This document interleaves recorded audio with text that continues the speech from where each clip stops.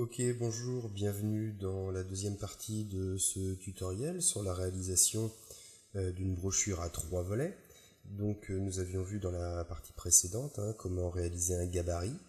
Nous allons voir maintenant, alors hop, je peux peut-être vous ouvrir éventuellement, voilà à quoi peut ressembler un gabarit. Nous allons voir maintenant comment remplir ce gabarit pour finaliser notre brochure. Donc nous utilisons pour ce faire le logiciel Word Pro 2013. Donc je me suis préparé moi un petit dossier dans lequel j'ai commencé à mettre un certain nombre de médias qui vont venir égayer un petit peu la brochure. Moi j'ai pris un thème au hasard, j'ai pris l'écologie, donc je suis rapidement allé sur Google Images chercher des trucs qui étaient dans les verts. Mais évidemment, si vous avez déjà une idée de brochure ou si vous avez un contenu, évidemment vous pourrez mettre ce que vous voulez. Nous ce qu'on va faire, c'est qu'on va le remplir avec du faux texte, du lorem ipsum. Donc je vais me faire une copie du gabarit. Ok. Donc voilà notre gabarit. Donc nous sommes au format A4. Nous avons utilisé une mise en page au format paysage et non plus au format portrait. Et nous avons inséré des colonnes. Donc pour pouvoir voir les colonnes, je vous rappelle, il faut aller dans les options et aller dans les options avancées et venir ici modifier. Dans les affichages du contenu des documents, on va venir modifier, afficher les limites du texte et on va faire OK. Donc voilà, là on voit apparaître nos différentes colonnes. Vous vous souvenez qu'il y a une colonne qui est plus petite que les autres, puisque ça va être la partie du volet qui va venir se replier à l'intérieur de la brochure. Donc si on ne veut pas avoir de problème de pliage, il faut que cette partie soit un peu moins large. Bien. Donc ça c'est un choix personnel, vous n'êtes pas obligé de le faire, mais moi je trouve plus aisé de fonctionner comme ça. Je vais venir suivre le gabarit et insérer des zones de texte. Donc je vais dessiner mes zones de texte en suivant ce gabarit. Voilà, donc nous allons répéter cette opération 6 fois.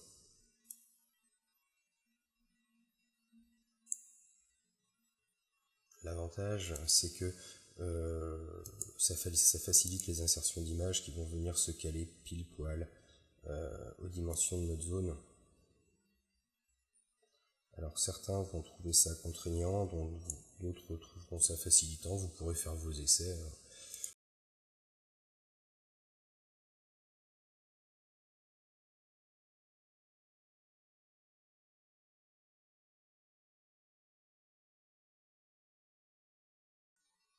Bien, donc pour rappel, nous avons ici sur la zone numéro 3, celle-ci, ce qui va s'appeler le front, c'est-à-dire la partie qui va être face au lecteur de la brochure. Là ici, cette partie-là, la zone de texte numéro 2, sera ce qu'on appelle le back, c'est-à-dire le dos de la brochure. Et cette partie-là sera le flap, c'est-à-dire la partie du volet qui va venir se replier à l'intérieur. Et enfin, la zone 4, 5 et 6 vont constituer ce qu'on appelle le content, c'est-à-dire le contenu de notre brochure. Bien. Donc on va rapidement regarder ce que ça va donner. Hop, donc je fais...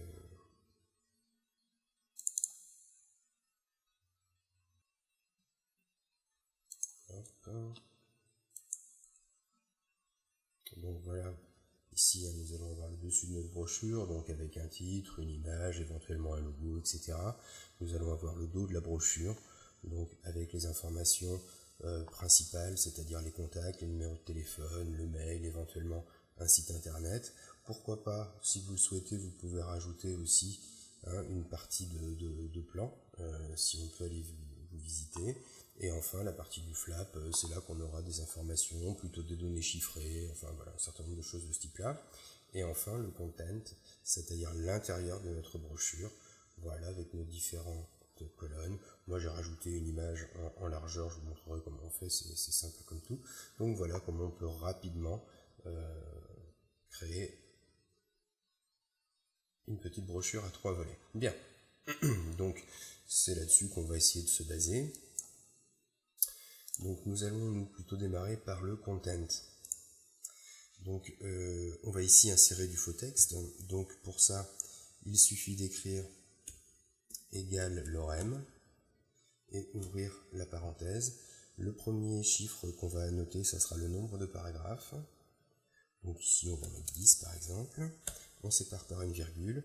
Et le deuxième chiffre, ça sera le nombre de phrases par paragraphe. Alors en sachant qu'une phrase dans le lorem ipsum, ça peut parfois faire 2 mots. Donc là on va en mettre, je sais pas, avec 4. Et on verra bien. Donc voilà, vous voyez que ça m'a généré du faux texte qui va nous permettre tout simplement de venir travailler. Bien. Alors, évidemment, on voit bien que j'ai pas mes 10 paragraphes. C'est-à-dire que mon texte ne loge pas dans ma zone de texte. Bon, c'est normal, puisqu'on va venir maintenant faire couler le texte de la première zone de texte vers la seconde et vers la troisième.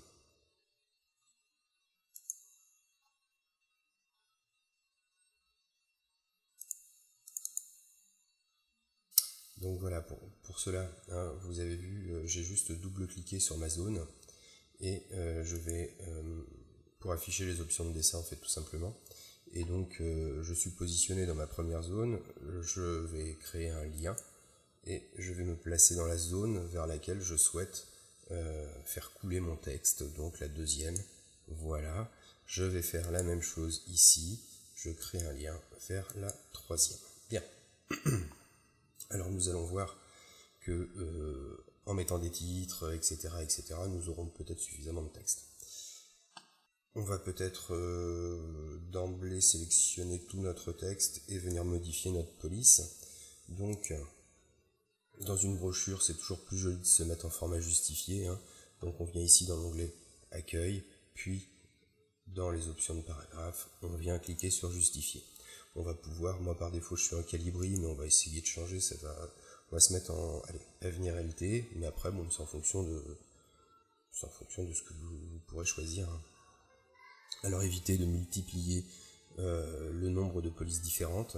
L'avantage c'est d'utiliser des polices qui ont plusieurs versions, c'est-à-dire que vous pouvez garder la même police en faisant des choses plus ou moins grasses. Donc la police à venir est pratique pour ça, puisqu'il y a la 35, la 55, la 65 et la 85. Donc là pour l'instant on choisit 35. On va faire entrer à la fin de la première phrase et on va commencer à travailler la mise en forme de notre titre. Donc là, comme je vous le disais tout à l'heure, on va peut-être choisir du 55, voire même plus.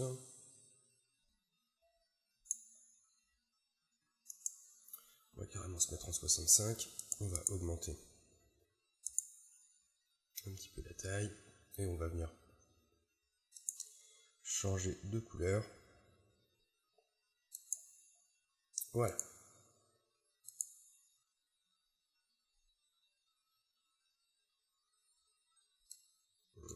Peut-être que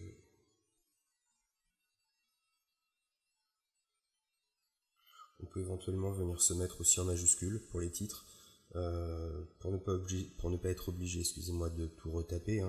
Normalement, vous faites Shift F3 et une fois ou deux fois. C'est-à-dire que la première fois, normalement, ça va uniquement vous mettre l'initiale en majuscule. Puis si vous le refaites une deuxième fois, ça va vous mettre l'ensemble de votre texte en majuscule. Donc nous, on va rester comme ça. On va éventuellement venir centrer notre titre. C'est plus sympa. Bon, voilà.